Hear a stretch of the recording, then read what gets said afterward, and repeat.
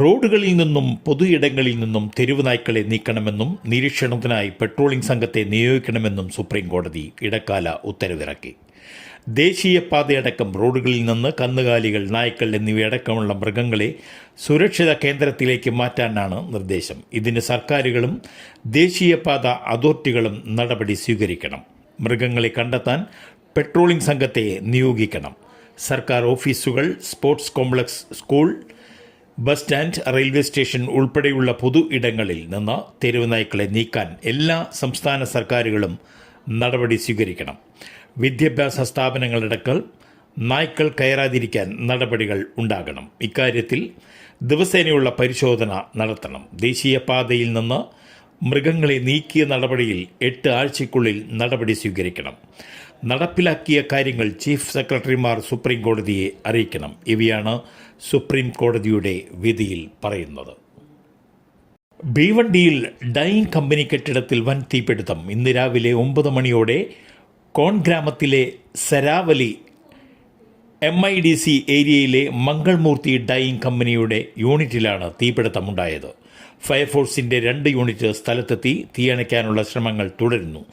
3 kilometre ചുറ്റളവിൽ പുകച്ചുരുളുകൾ ഉയരുകയാണ്. ഇതുവരെ ആളപായം റിപ്പോർട്ട് ചെയ്തിട്ടില്ല. ഷോർട്ട് സർക്യൂട്ടാണ് തീപിടുത്തത്തിന് കാരണമെന്നാണ് പ്രാഥമിക നിഗമനം. 3 ഷിഫ്റ്റിലായി 170ഓളം ജീവനക്കാർ ജോലി ചെയ്യുന്ന ഫാക്ടറിയാലെ ഡൈയിങ് ഏരിയയിൽ നിന്നാണ് തീ പടർന്നത് എന്നാണ് പ്രാഥമിക വിലയിരുത്തൽ. ഫിസിയോതെറാപ്പിസ്റ്റുകളും ഒക്യുപേഷണൽ തെറാപ്പിസ്റ്റുകളും ഡോക്ടർമാരല്ലെന്ന് ഹൈക്കോടതി. ഇവർ പേരിനു മുന്നിൽ ഡോക്ടർ എന്ന് ഉപയോഗിക്കരുതെന്നും ഹൈക്കോടതി പറഞ്ഞു.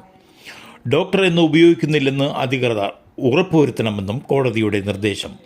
ഡോക്ടർ എന്ന് ഉപയോഗിക്കുന്നത് തടയണം എന്ന് ഫിസിക്കൽ മെഡിക്കൽ അസോസിയേഷൻ്റെ ഹർജി ഹൈക്കോടതി ഫയലിൽ സ്വീകരിച്ചു.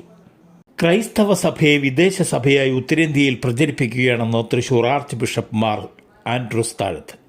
ക്രൈസ്തവ സഭയ്ക്ക് 2000 വർഷത്തെ പഴക്കമുണ്ടെന്നും അതുകൊണ്ട് തന്നെ സഭ ഭാരതീയ സഭയാണെന്നും ആൻഡ്രൂസ് താഴത്ത് പറഞ്ഞു. രാജ്യത്തെ ക്രൈസ്തവർ മതപരിവർത്തന നിയമത്തിൻ്റെ പേരിൽ ആക്രമിക്കപ്പെടുകയാണെന്നും വിഷയത്തിൽ പ്രധാനമന്ത്രിയെ കണ്ട് ആശങ്ക അറിയിച്ചെന്നും ബിഷപ്പ് പറഞ്ഞു. രാജ്യത്തെ ക്രൈസ്തവർ ഭീഷണി നേരിടുകയാണ്. മതപരിവർത്തന നിയമത്തിൻ്റെ പേരിൽ ആക്രമിക്കപ്പെടുന്നു. ആക്രമണങ്ങളിൽ വേദനയുണ്ട്. ക്രൈസ്തവ സഭയെ വിദേശ സഭയായാണ് ഉത്തരേന്ത്യയിൽ പ്രചരിപ്പിക്കുന്നത്. സഭയ്ക്ക് 2000ഓളം വർഷത്തെ പഴക്കമുണ്ട്. സഭ വിദേശിയല്ല, ഭാരത സഭ തന്നെയാണ്. ഇന്ത്യൻ ഭരണഘടന സംരക്ഷിക്കപ്പെടണം, മാർ ആൻഡ്രൂസ് താഴത്ത് പറഞ്ഞു. തൃശൂർ ദേശീയപാത മുരിങ്ങൂരിൽ വാഹനാപകടത്തിൽ 2 യുവാക്കൾക്ക് ദാരുണാന്ത്യം. കൊരട്ടി സ്വദേശി ഗോഡ്സൺ 19, അന്നനാട് സ്വദേശി ഇമ്മാനുവൽ 18 എന്നിവരാണ് മരിച്ചത്. ഇന്നലെ രാത്രി 9:30യോടെയായിരുന്നു അപകടം. ലോറിക്ക് പുറകിൽ ഇരുവരും സഞ്ചരിച്ചിരുന്ന ബൈക്ക് ഇടിച്ചു കയറുകയായിരുന്നു. അപകടത്തിൽ ഇരുവരും തൽക്ഷണം മരിച്ചു. ദേശീയപാത മുരിങ്ങൂർ മേൽപ്പാലത്തിൽ വെച്ചായിരുന്നു അപകടം. ഇവരുടെ മൃതദേഹം ചാലക്കുടി സെൻറ് ജെയിംസ് ആശുപത്രി മോർച്ചറിയിലേക്ക് മാറ്റി. സ്വർണ്ണവിലയിൽ വൻ ഇടിവ്. 400 രൂപയുടെ കുറവാണ് പവന് ഉണ്ടായിരിക്കുന്നത്. ഇതോടെ ഇന്നത്തെ സ്വർണ്ണവില 89,480 രൂപയായി. ഗ്രാമിന് 50 രൂപ കുറഞ്ഞ് 11,185 രൂപയുമായി.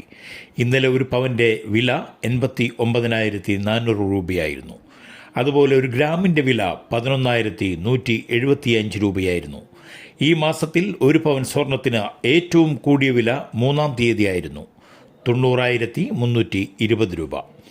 ഈ വിലയിൽ നിന്നാണ് വീണ്ടും കുറഞ്ഞത്. കഴിഞ്ഞ ഒക്ടോബർ മാസമാണ് ഒരു പവന് ഏറ്റവും കൂടുതൽ വില രേഖപ്പെടുത്തിയത്, 97,000 രൂപ.